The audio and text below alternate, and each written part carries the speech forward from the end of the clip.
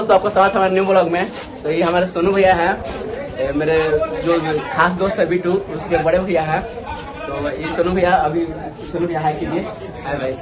तो सोनू भैया लेफ्टिनेंट बने हुए हैं, सब लेफ्टिनेंट नेवी में। तो सोनू भैया आप कैसे मतलब तैयारी किए हैं, कैसे प्रिपरेशन था आपका, ये बताइए कुछ। भाई सबसे पहले आपको किसी भी सेना में जाने के लिए और अफसर बनने के लिए आपको इंडिया का एग्जाम देना होता है।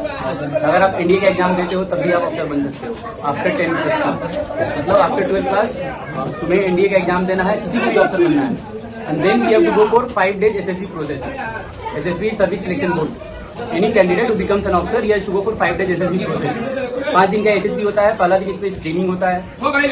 इफ यू गेट स्क्रीनिंग, अगर आप स्क्रीनिंग हो जाते हो, इसके बाद आपको 4 दिन के लिए रखा जाता है एक्स्ट्रा, और उसके अंदर आपको टेस्ट किया जाएगा फिजिकली, साइकोलॉजिकली, मेंटली और by giving interview.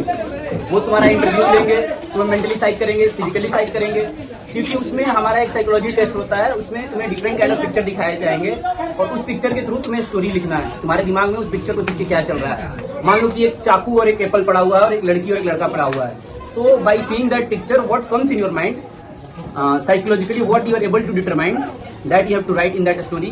That is picture perception test. After that you will be having interview, and then finally if you are well through all these steps, then you will go for conference. Finally in conference there is a group of officers, they will be sitting and they will decide whether you are selected or not.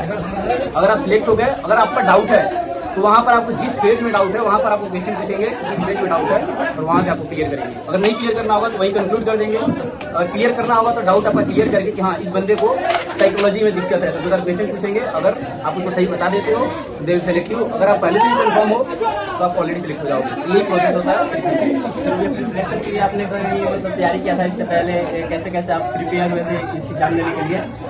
Firstly I am from सैनिक school Balachadi. मेरी प्रारंभिक शिक्षा सैनिक school हुई कि मैं 6th class में सैनिक स्कूल बालाचड़ी में चला गया था। वहां से मैंने अपनी पढ़ाई शुरू की और उसी टाइम से मुझे डिफेंस में जाने का जोश जग गया था कि मुझे डिफेंस में जाना है, क्योंकि सैनिक स्कूल में भी सेम रूटीन होता है। What I have followed in last 4 year in India. 4 साल में जो मैंने फॉलो किया इंडिया में, सेम चीज मैं सैनिक स्कूल में फॉलो करता था। और वहां पर हमें बताया जाता है कि सबसे पहले आप अपना 12th अच्छे से करो, उसके बाद एनडीए के लिए प्रिपरेशन करो। एनडीए के लिए हमें पाथफाइंडर पढ़ने होते हैं, एक बुक होती है, उसके लिए आपको मैथमेटिक्स स्ट्रॉन्ग चाहिए, साइंस और सोशल साइंस और इंग्लिश, इन चीजों पर आपको पकड़ होनी चाहिए स्ट्रॉन्ग। जो भी अभी 10th प्लस के हैं या अभी जो 12th में है, उनको आप कैसे गाइड करेंगे कि कैसे प्रिपरेशन कर सकते हैं इंडिया की तैयारी के लिए? अभी जो 12th में है, तो जो 10th में है और 12th में दोनों के लिए एडवाइस है। जो 10th में है तो 11th और 12th दोनों सही से पढ़ें, क्योंकि 11th और 12th जो आप पढ़ते हो वही एनडीए में आता है। मैथ में क्लियर कट 11th 12th जो आप पढ़ते हो मैथ्स में क्लियरली आपको एनडीए के रिटन एग्जाम में आएगा।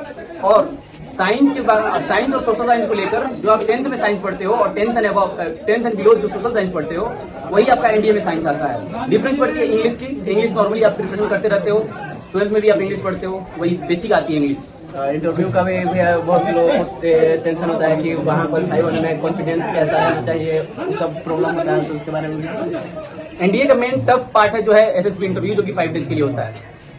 जो 5 days का इंटरव्यू होता है वो टफेस्ट पार्ट होता है। रिटन बहुत सारे लोग क्लियर करते हैं, बट इंटरव्यू में जो परसेंटेज है वो बहुत लो है। लोग, there are very less people who are able to qualify interview, मतलब 5 days एसएसबी। इसमें आपको सबसे पहले you have to be strong hold on English. जो तुम्हारी इंग्लिश आती है वो अच्छी होनी चाहिए। मतलब कि ऐसा भी नहीं है ना कि जो असेसर है तुम्हें उसको समझा ही नहीं पा रहे, आपको इतना आना चाहिए कि आप उसको समझा पा रहे हो अच्छे से, so that he will able to convince your point. और आप उसमें ग्रुप डिस्कशन होता है, उस ग्रुप डिस्कशन में आप जो भी बोलते हो, जो असेसर बैठे हैं वो तुम्हें देखकर जज करेंगे। देखिएगा इस सोनू भैया से बातचीत हुआ। हाँ हुआ है एकदम से। और सोनू भैया का छोटा भाई है, मेरा दोस्त है बिट्टू। तो ये 4 साल अभी से बोल दिया है कि 4 साल बाद मतलब मेरा भी भान जाएगा, मेरा ही इसका भी भान जाएगा। और 2 दोस्त मेरे इधर हैं, तो 4 साल बाद इसी गांव में आना है, दोस्त ही आएगा। सब भाई लोग को भी चांस आएगा, सब लोग बोलते हैं हाँ मेरा चांस आएगा। मतलब पाटना का स्टूडेंट है, पाटना पढ़ते हैं। क्योंकि गाइज मतलब बहुत खान सर सम्मान का बात है गाइज, और पूरा गौरव का बात है गांव के लिए। आवार जवार पूरा प्रखंड हो या जिला, मतलब जौन बा मतलब की है, और सब कोई मोटिवेट है गांव को लेकर में, अलग उत्साह जगह है। और सब लड़का सोच रहा है कि एकदम बनना है तो वही बनना है, तो अच्छा बात है गाइस। इसके सिवा कुछ नहीं, इसका भोकाल अलग होता है, वही जो है यही है। देखे हम लोग बहुत अच्छा भोकाल था। और तो गाइस यही है बिट्टू का गांव भगवतीपुर। और हम लोग दोस्त हैं और जा रहे हैं।